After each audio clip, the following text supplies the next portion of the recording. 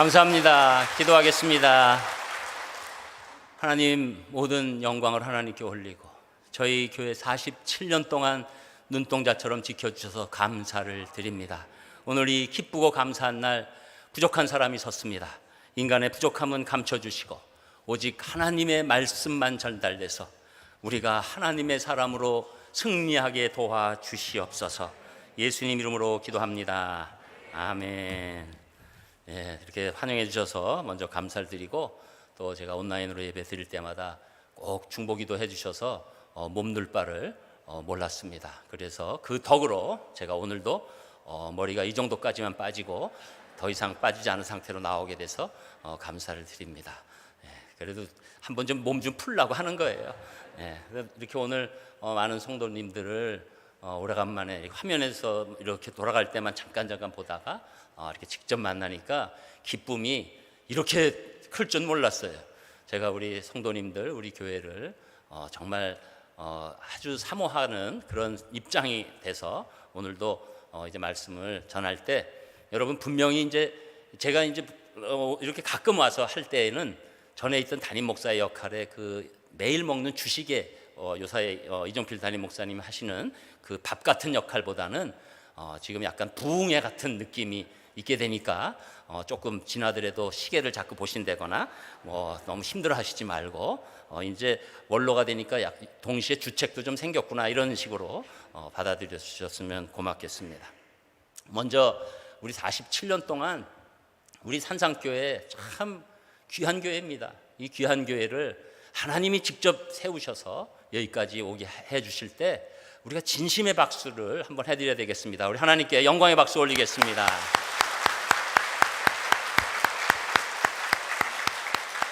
또 오늘 우리 이종필 목사님이 다시 봄이라는 주제로 이 행사를 지금 기획했는데 특별히 오늘 오래간만에 오신 분들이 꽤 계신 것 같아요, 언뜻 보니까. 그래서 우리 오래간만에 오신 분들 앞으로도 계속 오시고 환영합니다 라는 의미로 우리 박수하겠습니다.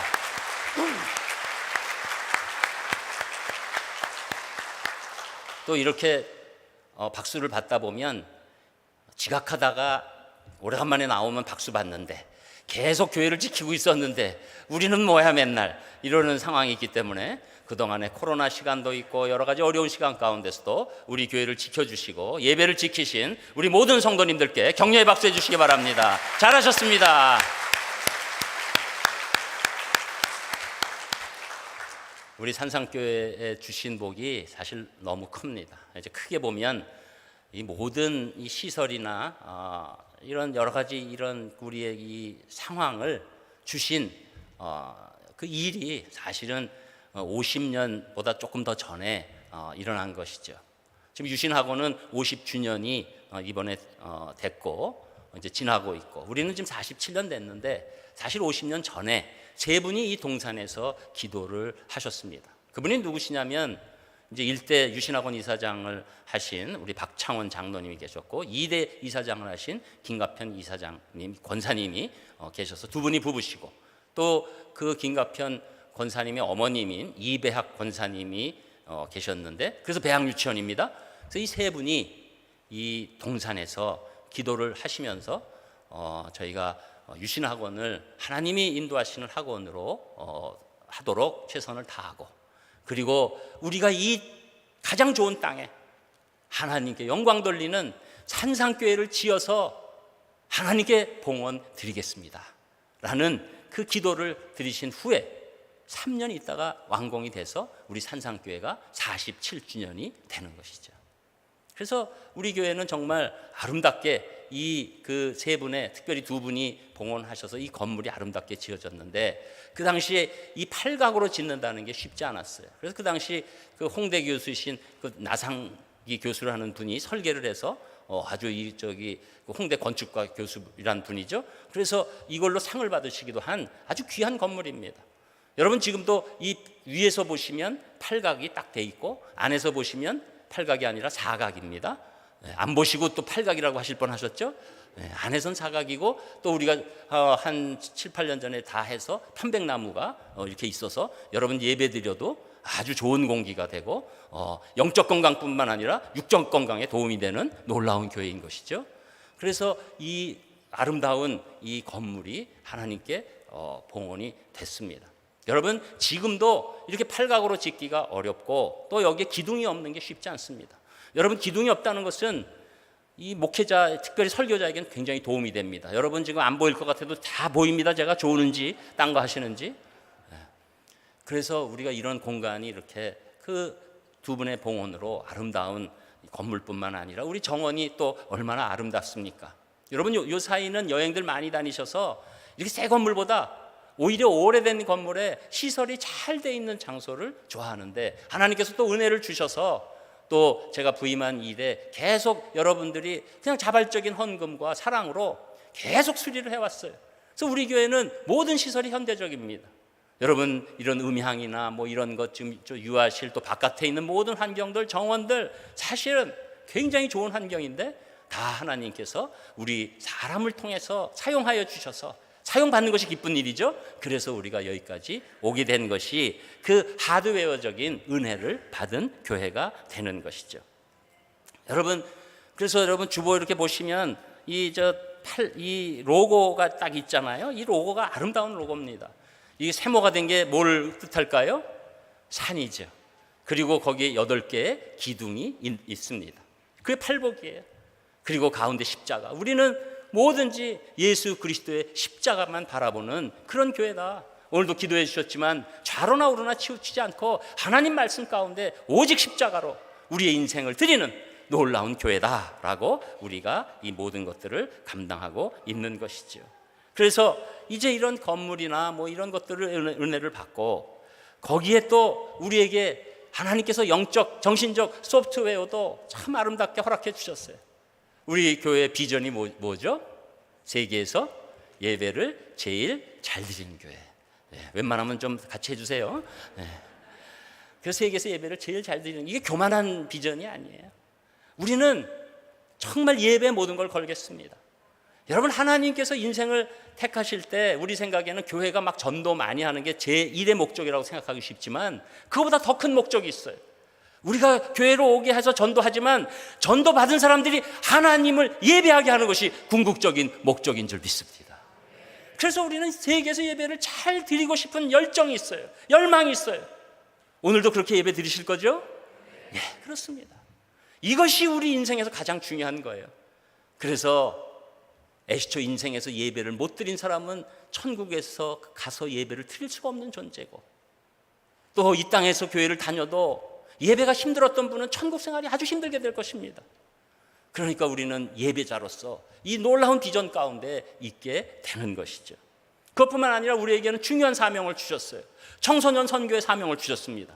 이미 유신학원 안에 있는 유신고, 창용고, 배양유치원이라는 딱 하나님께서 해주신 선교 대상이 있습니다. 또 우리 유신학원이 시작할 때 처음에 아주대학교, 아주공대를 같이 설립했기 때문에 지금은 다른 재단이 됐지만 아주대학교도 영적으로 우리가 품는, 그래서 우리가 아주대학교, 유신고, 창용고, 배양유치원, 또 이렇게 하면 순서 섭섭하실 분이 있으니까 배양유치원, 창용고, 유신고, 아주대학교, 이렇게 우리에게 확실한 선교 대상이 있는, 사명이 있는 교회이기 때문에 우리는 뭐 복잡할 거 없어요. 우리의 1차적인 선교 대상은 바로 우리를 향한 이 내 기관, 그리고 더 나아가서 우리 다음 세대를 살리는 놀라운 교회의 사명이 얼마나 아름다운 사명인지 모르는 것입니다. 그리고 거기서 끝나지 않고 우리에게는 8가지 핵심 가치가 있습니다. 그 가운데 중요한 것 하나만 소개해드리면, 우리는 절대로 유람선이 아닌 구원선이 되고자 하는 그런 사명이 있는 것이죠. 그래서 우리 지역사회에 있는 분들이 편하게 오셔서 이 안에서 예배드리시고 진정한 의미의 신앙생활을 하시는 그런 것들을 우리가 바라보고 있을 때 그것이 사명이 되고, 그렇게 해서 오신 분들이 많이 있는 거죠. 그래서 우리 교회는 지금 뭐 이 아주 유치부부터 시작해서 연로하신 분들까지 아주 골고루 분포되어 있어요. 여러분, 어느 교회 가도 우리 교회처럼 이렇게 분포가 잘 되어 있는 교회가 없습니다. 다 하나님이 주신 복이지요, 은혜지요. 여러분, 그래서 이런 비전, 사명, 핵심 가치, 뭐 목회 원리 이런 거 다 아름답게 소프트웨어로 우리에게 허락하신 것 하나님의 은혜고, 또 오늘 이 시간에 정말로 중요한 은혜는 우리 교회의 아름다운 목회 승계가 이루어졌다는 겁니다. 여러분, 이제 다 잊어버리셨겠지만 우리가 기도했잖아요. 제가 이제 은퇴한다고 여러분에게 말씀드리고, 하나님, 저희가 이제 다음 후임 담임 목사를 뽑는 것이 아니라 하나님이 우리 손길을 통해서 보내 주시옵소서.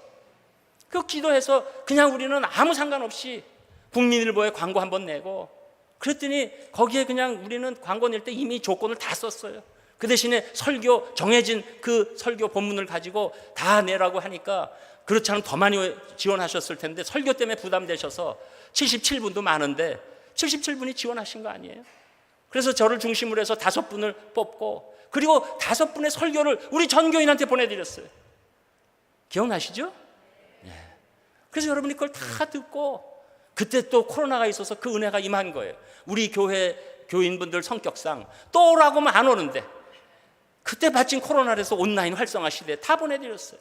여러분이 다 설교 듣고 2분을 결국 투표로 해서 뽑아낸 거죠. 그리고 2분이 주일 2번에 걸쳐서 직접 설교를 한 후에 또 투표했죠. 그때 377분이 참여하신 거예요. 딴 분들이 얘기했습니다. 이거 교회 안에 뭐 여러 가지 그런 그 상황이나 또 불만이 있는 분들이 있어서 이게 잘못하면 이상하게 될 수가 있습니다. 뭐 이런 얘기도 있었어요. 그러나 우리는 하나님이 뽑아주실 것을 믿고 했을 때, 저랑 평생 보지도 못한 이종필 담임 목사님이 담임 목사님 된 거예요. 여러분도 못 보셨죠?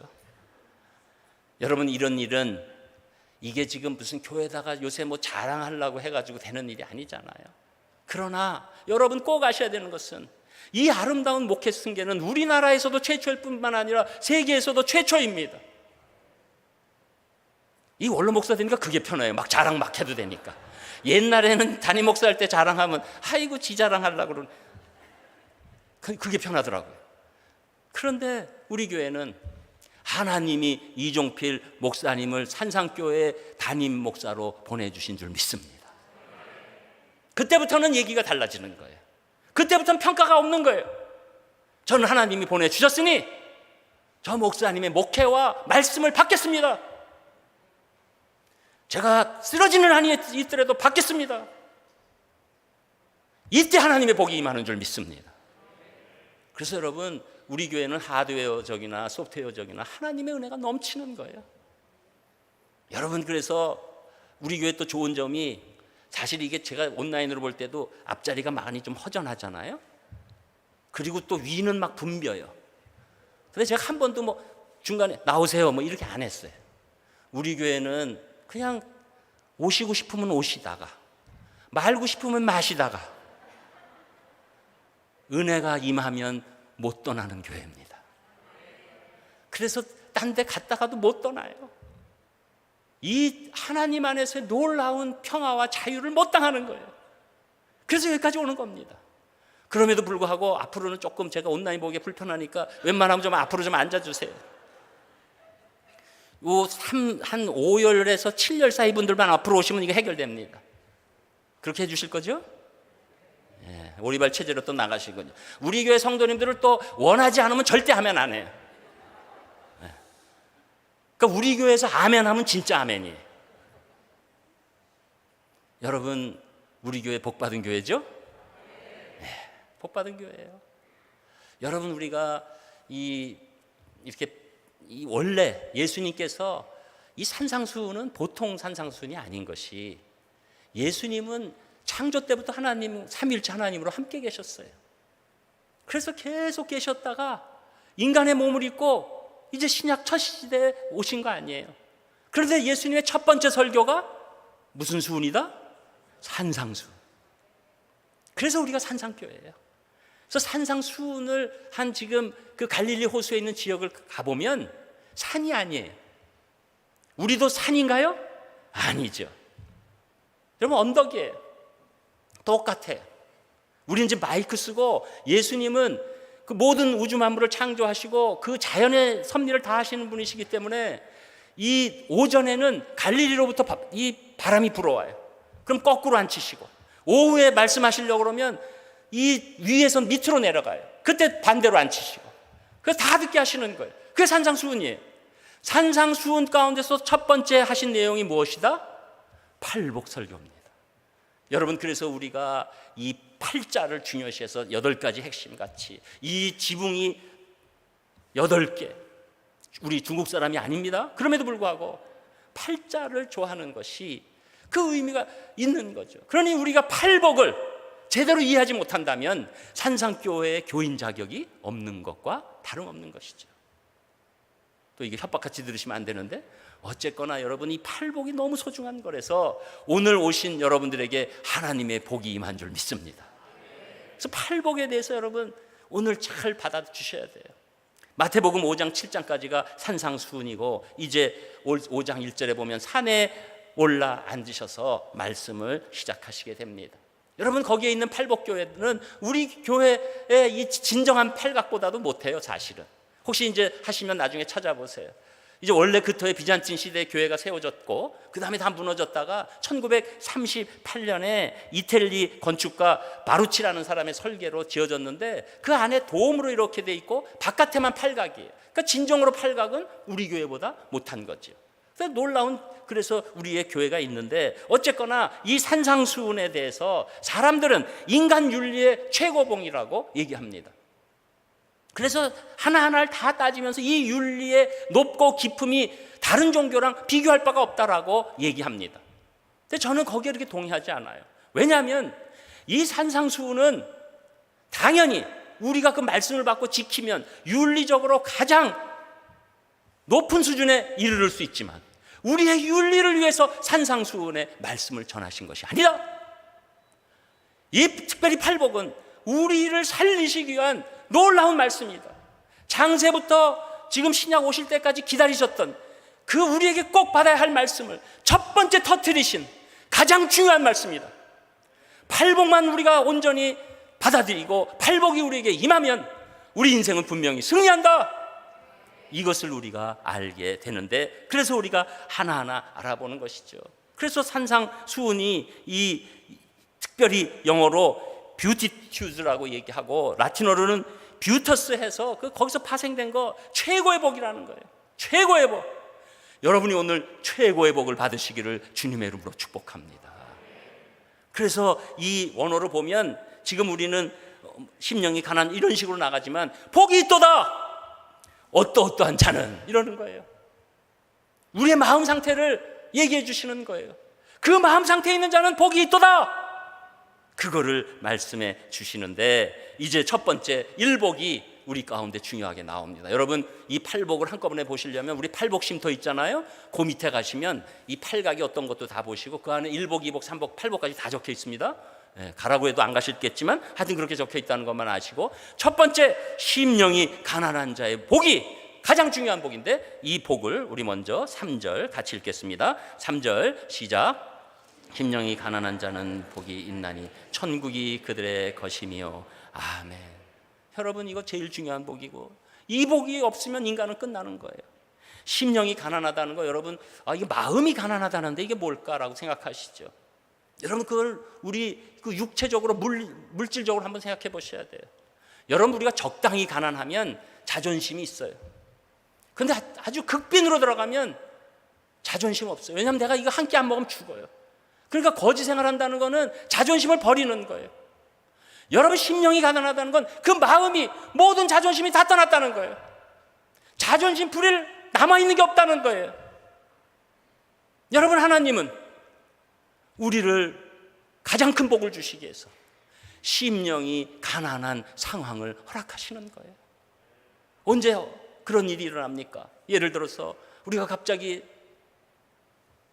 병이 들었는데 보니까 암사기라고 그러는 거예요.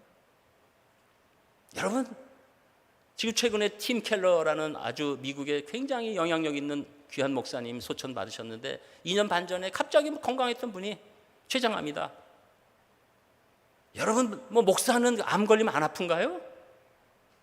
아프죠. 고통스럽죠.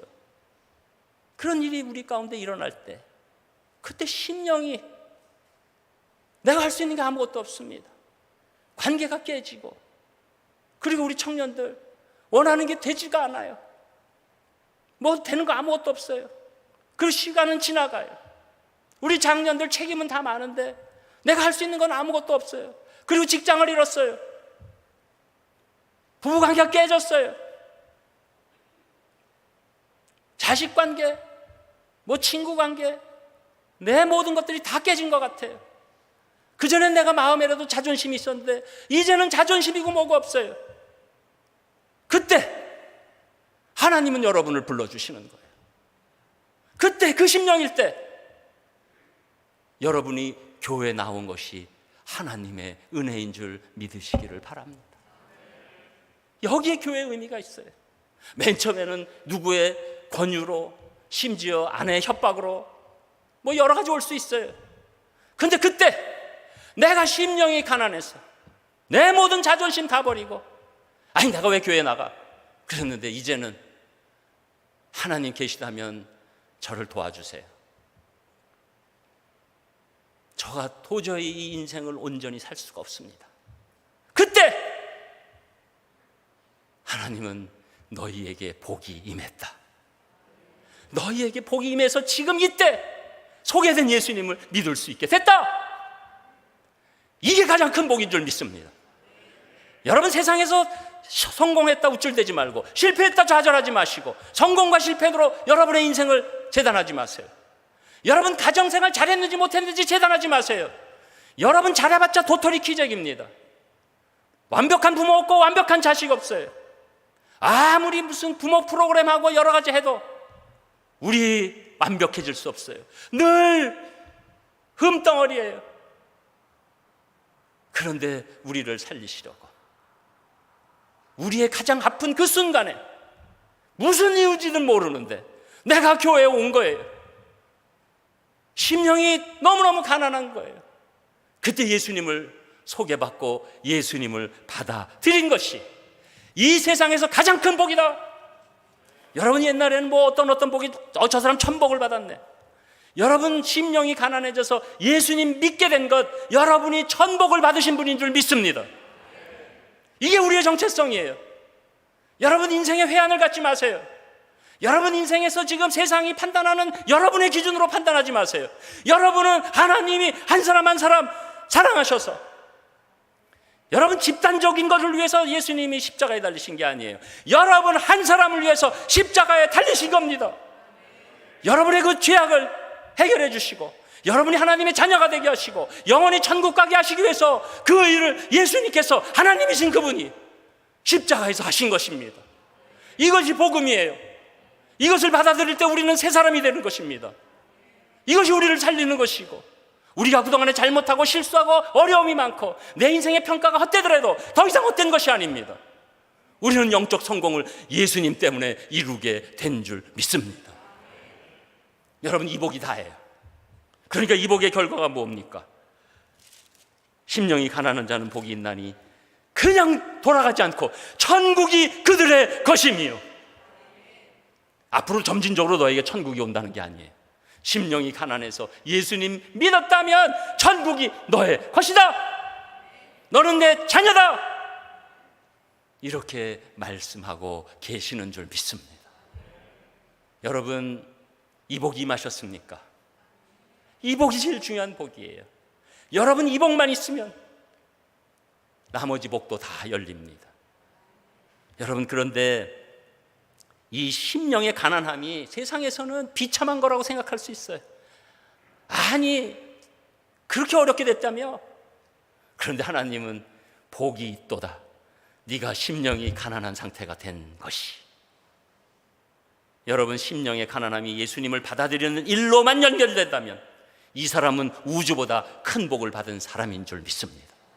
왜냐하면 우주도 예수님이 창조하셨기 때문입니다. 예수님이 우리 안에 계시면 우주보다 큰 분이 우리 안에 계신 것입니다.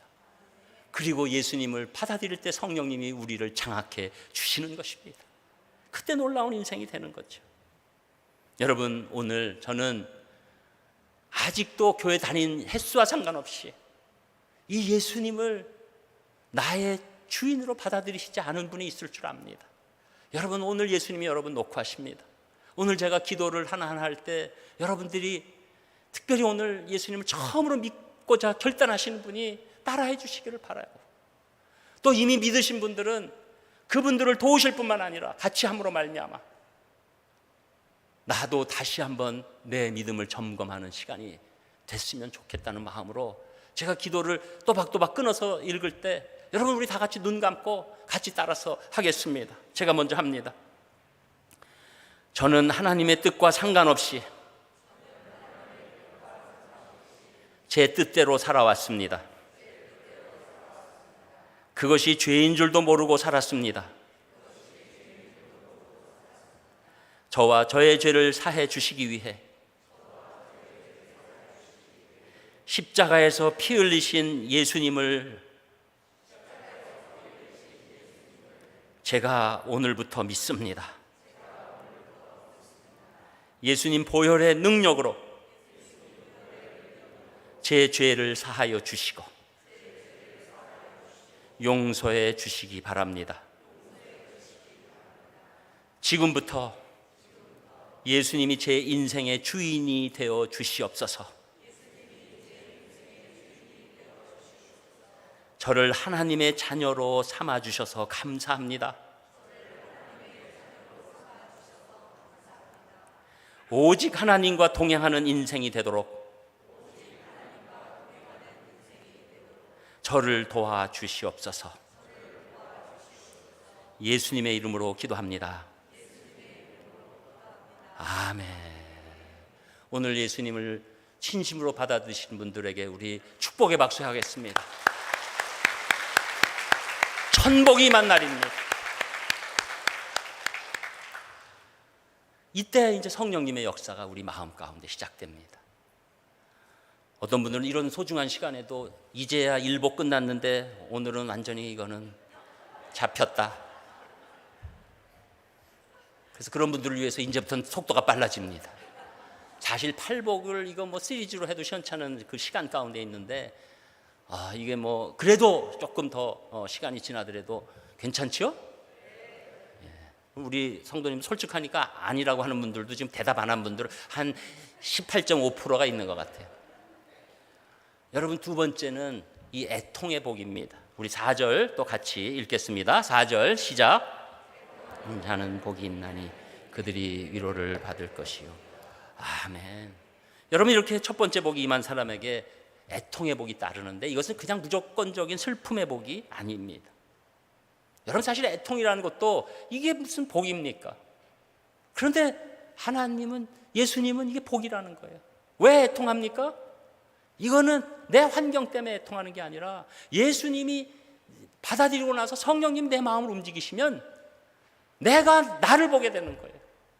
하나님의 역사는 내 안에 성령님의 역사로 오면 내가 남을 보는 게 아니라 내가 나를 보는 쪽으로 바뀌기 시작하는 거예요. 그래서 그때서야 우리 생각에는 나 회개하고 예수님 믿을 것 같죠? 절대 그렇지 않아요. 예수님 믿고 회개하게 되는 거예요. 예수님 눈으로 나를 보니까 너무 부족한 거예요. 그 내 죄 가운데서 애통하게 되는 겁니다. 그동안의 삶에 애통이 있는 거예요. 그래서 이런 애통은 복 있는 애통이라는 거예요.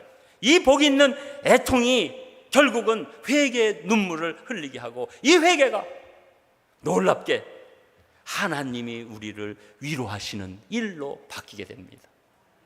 그래서 우리는 하나님의 위로가 있는 자들이에요. 오늘도 여러분 무슨 일이 있어도 여러분 심령의 애통함, 회개함이 있을 때 하나님이 여러분들을 각자 위로해 주시는 하나님이신 줄 믿습니다. 그래서 여러분 사람들이 위로하는 법을 찾아서 헤맵니다. 그래서 뭐 이제 위로의 법 그래가지고 또 가가지고 위로할 때 큰 소리 하지 말고 끝까지 손잡고 기다려줘라. 뭐 어떤 사람은 뭐라 어떻게 해라. 그런데 사람이 주는 위로는 끝이 있게 돼 있어요. 그러나 하나님의 위로가 임하면 완전히 해결되는 줄 믿습니다. 이게 하나님의 위로예요. 그래서 이 애통 가운데 회개 가운데 위로가 있을 때 그때 대부흥이 일어나는 거예요. 지금 미국에서 에즈베리 대학교라는 대학교에서 막 부흥이 일어났어요.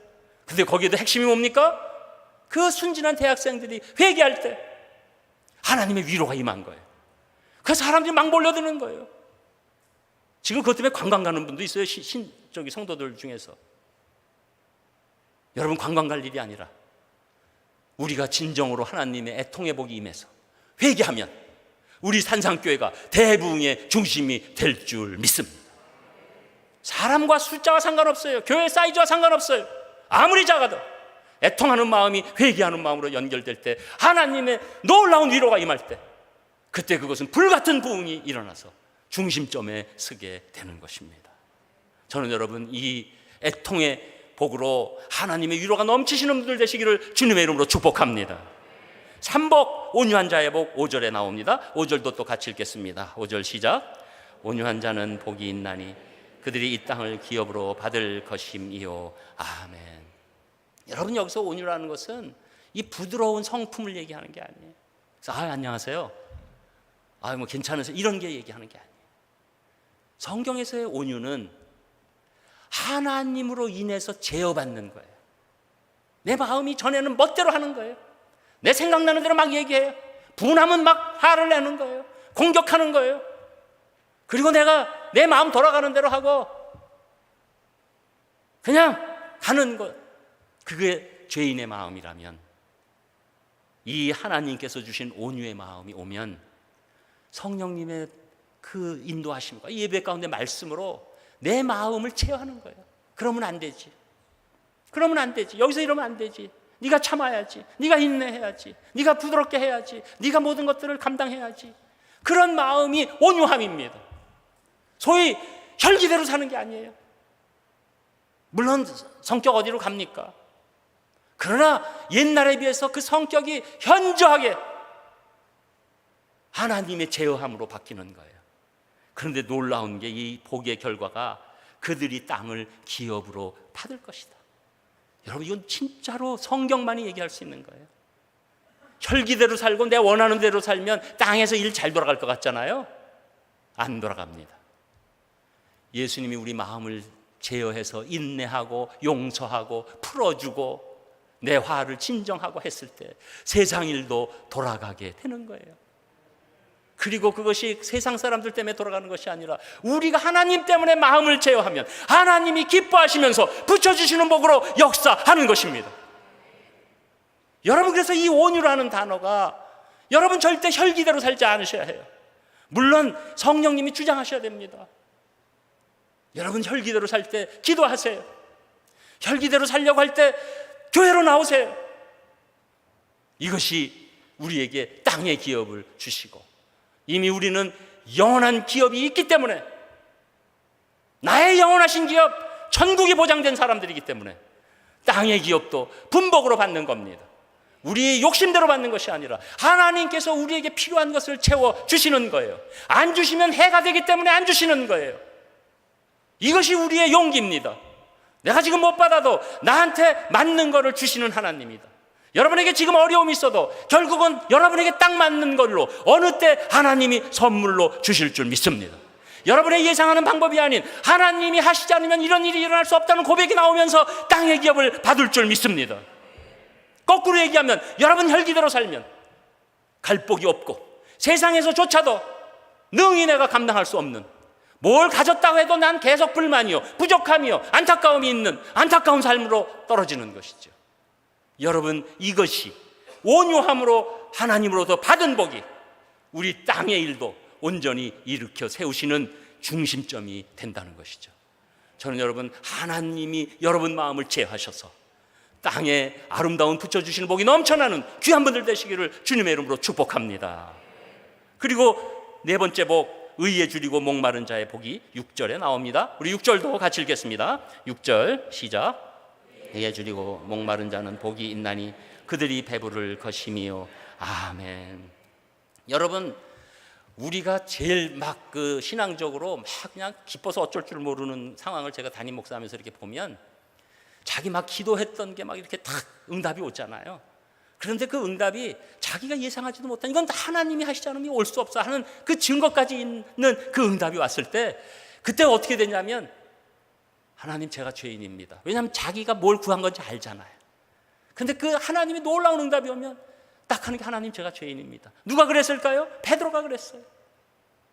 그물을 치는데 예수님이 딴 쪽으로 치라고 그랬을 때 속으로, 자기 전문가니까 아이고 택 속으로 이런 거예요.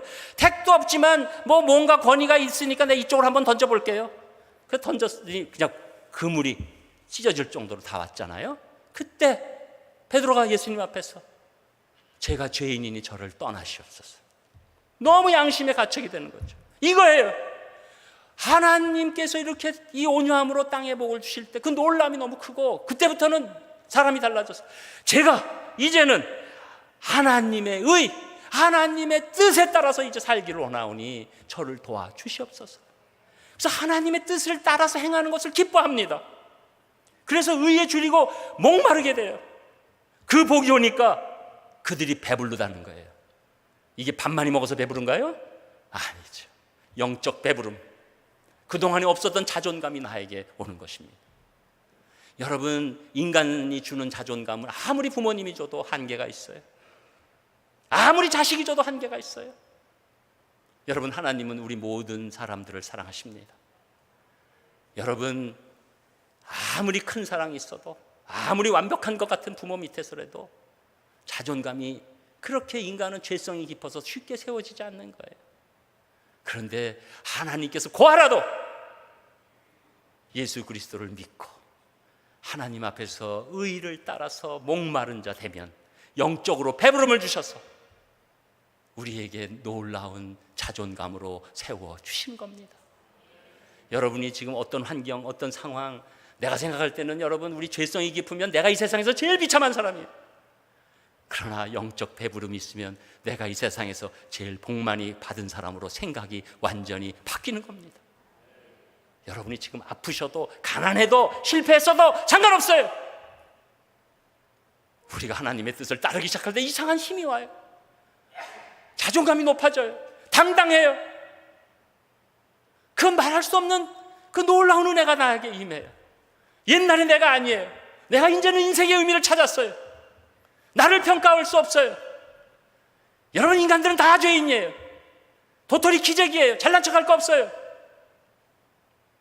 그런데 예수님이 나의 이 모든 인생의 역사의 사인을 한번 받으면, 예수님, 저는 의를 따르겠습니다 하다가 그 의를 따르다 보니까 그 이루 말할 수 없는 은혜가 임하면서 자존감이 높아지는, 저는 우리 산상의 모든 성도님들이 영적 자존감이 정말로 하늘을 찌르듯이 높아지기를 주님의 이름으로 축복합니다. 여러분, 이건 교만이 아니에요. 교만과 자존감, 이거는 다른 거예요. 여러분, 우리는 늘 하나님 앞에서 겸손해야죠. 왜냐하면 우리가 죄인 됐는데 은혜로 한 건데. 그러나 우리 자존감은 말할 수 없이 높아져야 합니다. 무슨 일이 있어도 나는 하나님의 아들인데, 무슨 일이 있어도 나는 하나님의 딸인데 하나님 인도해 주실 거예요. 그리고 내가 부족한 것 있으면 회개하고, 잘못한 상대방한테 용서를 구하고, 또 나도 용서할 수 있는 힘, 이게 바로 영적 배부름의 역사가 일어나게 되는 것이지요. 여러분, 그 이후에 이제 오복이 중요하게 기다리고 있는데, 긍휼히 여기는 자의 복이 옵니다. 그 말씀 7절 같이 나누겠습니다. 7절 시작. 긍휼히 여기는 자는 복이 있나니 그들이 긍휼히 여김을 받을 것이며. 여러분, 이렇게 하나님으로부터 땅에 은혜를 받고 사람들에게 의를, 이렇게 아름다운 하나님의 뜻을 이렇게 하고 나가다가 영적 자존감이 높아지면은 다른 사람을 이해하는 게 굉장히 깊어져요. 그래서 다른 사람의 마음을 옛날보다 훨씬 잘 읽어요. 그래서 저 사람이 저런 환경이 있으니까 저렇게 되겠지. 그래서 그 이해도가 완벽하진 않아도 점점 높아지는데, 이것을 긍휼이라고 합니다. 근데 왜 높아질까요? 우리가 신앙생활에서 이 복이 자꾸 점진적으로 확대되면 예수님이 나에게 베푸신 그 은혜가 점점 커져요. 내 죄는 너무나 크게 보이고 예수님의 은혜는 더 커 보이기 때문에 거기에 감격하는 거예요. 그래서 내가 다른 사람을 옛날에는 맨날 정죄만 했어요. 저 인간 이래서 이러고, 저 화상 저래서 저러고. 화상 이러니까 금방 좋아하는 분들 계신데, 여러분, 긍휼이, 나에게 긍휼 없어요. 인간은 긍휼 없어요. 내 사랑하는 가족이 있어도 그 가족이 바로 천국 가도 내가 슬퍼하면서도 배고프면 먹는 사람들이에요. 우리에게 긍휼 없어요. 그런데 그 예수님의 긍휼이 우리에게 임할 때 진짜 긍휼이 나가는 거예요. 그러니 하나님이 거기서 안 놔두시고 또 긍휼히 여겨주시는 겁니다. 불쌍히 여겨주시는, 우리 인생은 딴 거 없어요. 예수 그리스도를 믿고 하나님의 긍휼만 우리에게 오면 우리는 성공하고 승리하게 돼 있는 줄 믿습니다. 이 성공도 영적인 성공을 말하는 거예요. 여러분 오늘 아주 가까운 가족이 있으면 여러분 제가 지금 여러분들이 성령 충만한지 안 한지 한번 실험해 보려고 그러고 웬만하면 제가 이렇게 뭐 하라고 안 하는데 그냥 손잡을 관계가 되면 손잡고 그냥 앞에다 대고 제가 불쌍히 여깁니다. 불쌍히 여겨. 불쌍히 여기는 우리 부모님 불쌍히 여겨주시기를 축복합니다. 우리 자식들 불쌍히 여겨주시기를 축복합니다. 여러분 이 복이 임하지 않으면 이런 걸 하려고 그러면 이 세상에서 내가 제일 억울해. 나는 맨날 뭐 뒤치다거리만 하고 누구 불쌍히 여기고 이것도 없고 저것도 없고. 아니에요. 불쌍히 여길 수 있는 마음이 온 것이 천복이 임한 증거인 줄 믿습니다. 여러분 그래서 이런 사람이 될 때 주변이 달라지는 거예요. 그때 하나님의 긍휼이 여러분 그래서 우리 이런 성도님들이 많이 모인 곳에 집단적으로 하나님의 긍휼이 임하는 줄 믿습니다. 그게 제 담임 목회의 결론이에요. 우리가 예배드리고 이런 긍휼을 자꾸 베풀고 하다 보니까 집단적으로 임한다. 여러분 그래서 교육자를 우리가 긍휼히 여겨줘야 되는 게 여러분 하나님의 복이 임하는 연습 게임이에요.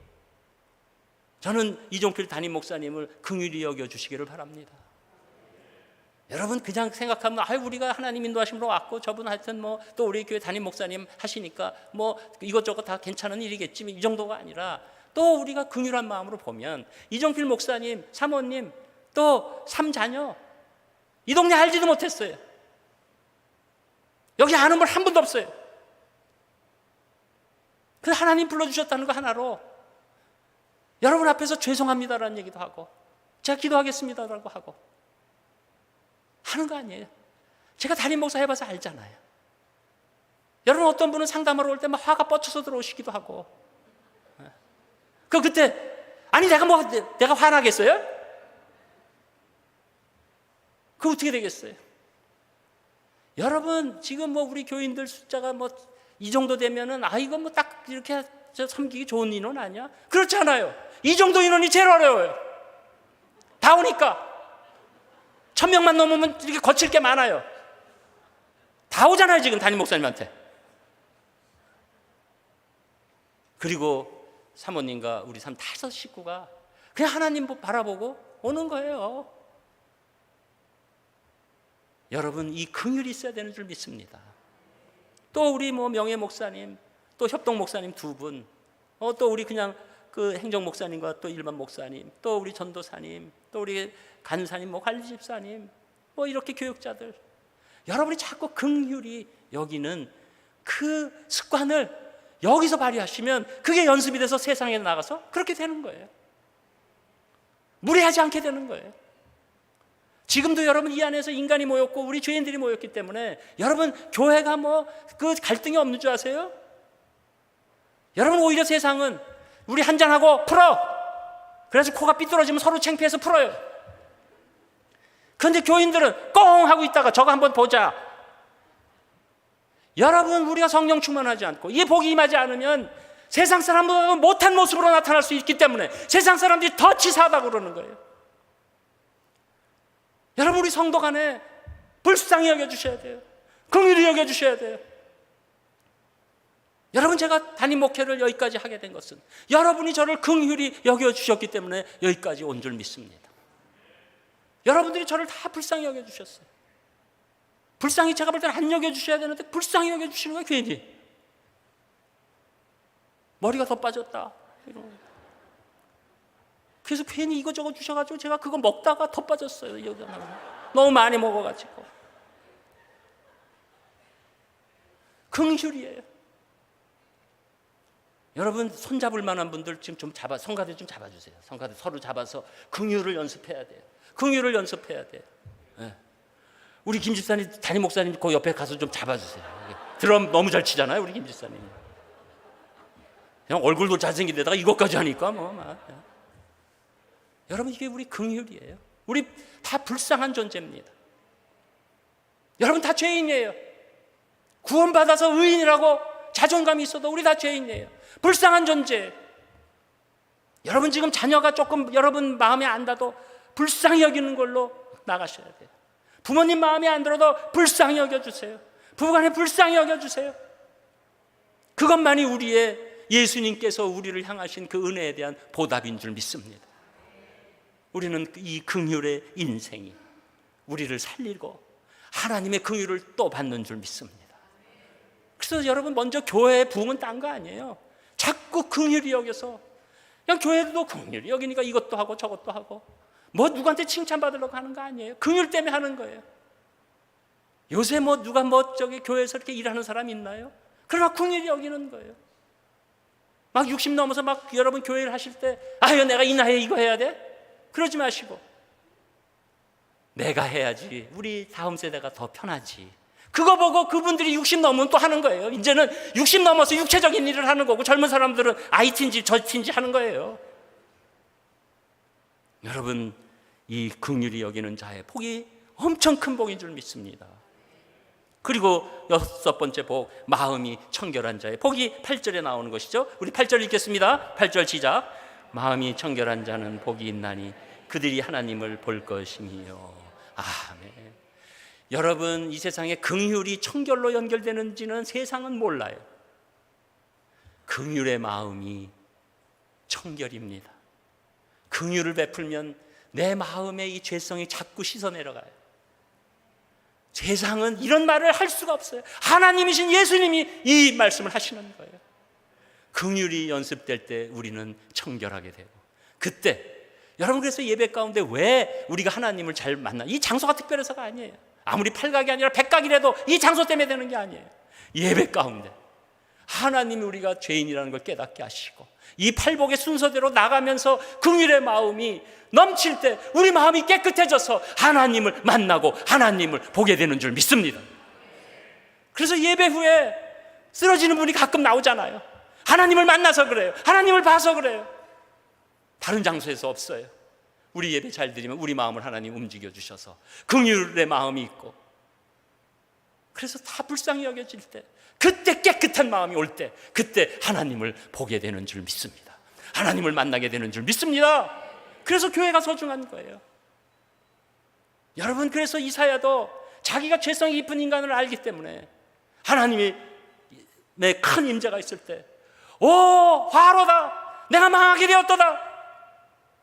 죄인이 하나님 보면 망하는 거예요. 그런데 우리는 예수 그리스도의 은혜로 청결한 마음이 올 때 하나님을 만나는 복이 임하게 된 줄 믿습니다. 크게 놀라운 신앙이 되는 거예요. 그래서 하나님이 우리를 여기서 다 품어주시는 거예요. 예배 가운데서. 여러분, 지금 제가 볼 때 한 90%는 지금 우리가 이 복을 계속 이게 진행하면서 여러분 기쁘시죠? 참 솔직하시지. 그래서 마태복음 23장 27절에 예수님이 이렇게 얘기합니다. 거꾸로, 화 있을진저 외식하는 서기관들과 바리새인들이여, 회칠한 무덤 같으니 겉으로는 아름답게 보이나 그 안에는 죽은 사람의 뼈와 모든 더러운 것이 가득하도다. 여러분, 우리가 회칠한 무덤 되면 안 됩니다. 예수님 앞에서 마음을 활짝 열고 긍휼을 베풀면서 마음이 깨끗하게 될 때 예수님이 우리를 찾아와 주시고 만나 주시고 보여주시는 줄 믿습니다. 그리고 7번째 복, 화평케 하는 자의 복이 9절에 나옵니다. 우리 9절도 같이 읽겠습니다. 9절 시작. 화평케 하게 하는 자는 복이 있나니 그들이 하나님의 아들이라 일컬음을 받을 것이며. 아멘. 여기서 화평케 하는 자는 중간에 싸움이 일어났는데 막 이렇게 이렇게 해서 이렇게 풀어, 이런 얘기 하는 게 아니에요. 여러분, 이 얘기를 잘못 해석해가지고 자기가 꼭 끼어들다가 큰 화를 보는 분들 많습니다. 그래서 성경 말씀을 제대로 해석하는 데를 가야 돼요. 이건 그게 아니에요. 모든 인간은 하나님과 그 인간 사이에 화목하지가 않은 거예요. 자기가 언제 하나님 알았다고 그렇게 하나님을 욕해요? 언제 하나님 한 거 알았다고 하나님을 그렇게 저주해요? 화평치가 않아요. 그 무슨 일이 잘 되면 지가 잘해서 잘 된 거고, 안 되면 하나님 뭐 있다고 하나님이 이런 식으로 나가는 그런 사람들에게 우리가 전인격을 다해서 복음을 전할 때, 그때 화평케 하는 일이 일어난다는 거예요. 여러분을 화평케 한다는 것은 우리가 때를 얻거나 못 얻거나 행위의 복음뿐만 아니라 입술의 복음을 통해서 그 영혼을 사랑하는 마음으로 전도할 때 화평케 하는 자가 되는 줄 믿습니다. 그 그런 분들이 많을 때 교회가 놀라운 은혜가 넘쳐나서 화평케 하는 거예요. 여러분, 하나님과 화평하게 되면 모든 것 다 해결됩니다. 하나님과 불화하면 다 끝난 거예요. 저는 여러분들이 하나님과 화평할 뿐만 아니라 화평의 복음을 전하시는 놀라운 복이 임하시기를 주님의 이름으로 축복합니다. 그러니까 화평케 하는 사람들을 보고 맨 처음에는 사람들이 아니 뭐 전화 잘하지, 뭐 저 사람 약점 없어, 저 사람도 엉뚱한 짓 하는데, 나중에 보면 그 진심을 보고 하나님의 임재 가운데서 저 사람은 내가 그때 평가 잘못했는데 하나님의 아들이야, 저 사람 하나님의 딸이야. 저는 여러분이 속으로만 하나님의 아들, 딸이 되는 것이 아니라 화평의 복음을 인격적으로 아름답게 선하게 사랑하는 마음으로 전함으로 말미암아 여러분의 주변의 사람들이 하나님의 아들이라 딸이라 인정해 주는 분들 되시기를 주님의 이름으로 축복합니다. 그리고 팔복 마지막에 의를 위하여 박해받은 자의 복인데 10절에서 12절 같이 읽겠습니다. 10절 시작. 의를 위하여 박해를 받은 자는 복이 있나니 천국이 그들의 것임이라. 나로 말미암아 너희를 욕하고 박해하고 거짓으로 너희를 거슬러 모든 악한 말을 할 때에는 너희에게 복이 있나니 기뻐하고 즐거워하라. 하늘에서 너희의 상이 큼이라. 너희 전에 있던 선지자들도 이같이 박해하였느니라. 아멘. 여러분, 이런 복들이 쫙 칠복까지 오게 되면 세상에 두려움이 다 없어요. 옛날엔 내 환경 때문에, 내 무슨 건강 때문에, 내 뭐 집안 사정 때문에 막 두려움이 많고, 내 노후 때문에, 내 경제 문제 때문에 막 두려움이 오는데 이 칠복까지 오면요 두려움이 없어지고 아주 속된 말로 눈에 뵈는 게 없는 사람이 됩니다. 더 이상 환경이 나를 지배하지 못해요. 더 이상 내 상태가 지배하지 못해요. 더 이상 내 조건이 지배하지 못해요. 더 이상 내 상황이 지배하지 못해요. 하나님 마음대로 하세요. 하나님께서 원하시는 대로 지금 데리고 가셔도 저는 하나님이 저를 데리고 가신 확실한 이유가 있을 줄 믿습니다. 막 자식 걱정되겠죠. 심지어 자식 문제도 하나님이 더 책임져 주시고 온전케 하기 위해서 저를 데리고 가신 줄 믿습니다. 세상이 감당할 수 없는 용기가 생기죠. 그렇더니 이때 하나님의 의를 위해서 박해받는 것도 두렵지 않아요. 여러분, 우리는 진통을 하는 것이 이게 무슨 어떤 딱딱 객관적인 건 줄 알지만 굉장히 주관적입니다. 제가 병원 경험이 많잖아요. 여러분, 진통제를 놔도 어떤 사람은 진통이 내려가는 사람이 있고 진통이 안 내려가는 사람이 있어요. 왜 그럴까요? 그 심령의 자세가 달라요. 심령의 자세가 하나님 주 뜻대로 해 주시옵소서. 심지어 제가 이 땅을 떠나도 주 뜻대로 해 주시옵소서. 오히려 제가 걱정하는 것은 이 고통 가운데 하나님한테 조금이라도 누대는 모습으로 천국 가는 것, 그걸 막아주시고 하나님이 지금이라도 데려가시려면 데려가 주시옵소서. 이것이 우리의 고백이 될 때 의를 위해서 박해받는 것 두려워하지 않습니다. 여러분, 오히려 그 두려워하지 않을 때 천국으로 우리를 감싸주셔서 우리가 이 세상을 떠나는 순간에도 그대로 들어가는 놀라운 역사가 일어나는 줄 믿습니다. 그래서 11절 나로 말미암아 너희를 욕하고 박해하고 거짓으로 너희를 거슬려 모든 악한 말을 할 때 너희에게 오히려 복이 있다. 하나님 앞에 놀라운 증거로 이 인생을 살게 되는 것이죠. 그러니 너희들은 그때 팔복이 완전히 확장됐을 때 기뻐하고 즐거워하라. 하늘에서 너희의 상이 큼이라. 우리가 천국 백성 된 것만 해도 감사한데 너희의 상이 큼이라. 너희 전에 있던 선지자들도 이같이 박해하였느니라. 세상이 꺾을 수 없는 놀라운 하나님의 복이 우리에게 임하게 되는 것입니다. 여러분, 그러니 팔복이 있으면 영생과 세상 문제가 다 해결되는 것입니다. 하나님이 여러분의 필요를, 그리고 여러분의 궁극적인 삶을 여러분보다 더 잘 알고 계십니다. 하나님이 이 땅의 필요를 채워주시는 것은 여러분이 생각하는 것 이상으로 합당하게 채워주시는 겁니다. 여러분, 세상 복 우리가 어렸을 때 기도하는 것 절대 나쁘지 않아요. 여러분, 우리가 저도 그렇고 우리 이종필 목사님도 그렇고 나중에 여러분들의 건강과 여러 가지 자녀를 기도하잖아요. 그거 좋은 일이에요. 그리고 그것이 땅의 기업을 받은 사인으로 나타나기 때문에 여러분 담임 목회자가 능력이 있어서 그런 게 아니에요. 여러분을 사랑하시기 때문에 담임 목회자를 사용하시는 거예요. 그래서 담임 목회자에게 기도를 받으시고 축복 기도 받으시고 또 이렇게 예배 끝에 축도 받으시고 그리고 같이 찬양하면서 기도하고, 이게 여러분 복이에요. 저는 지금 약간 부흥사같이 왔지만 여러분 주식을 잘 드시기를 축복합니다. 밥 잘 드시기를 축복합니다.